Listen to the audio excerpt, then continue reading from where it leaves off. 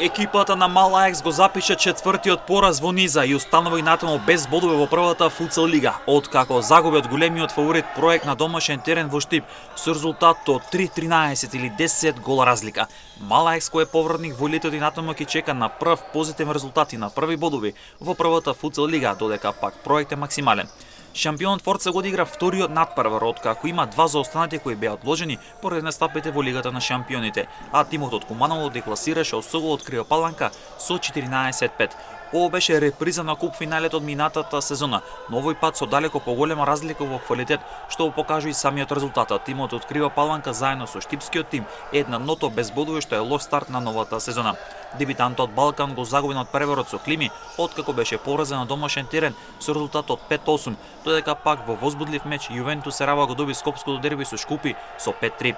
Кегимови на домашен терен се намачи за трите бодови во дуелот со Бутел, кој го доби со резултат од 3-2.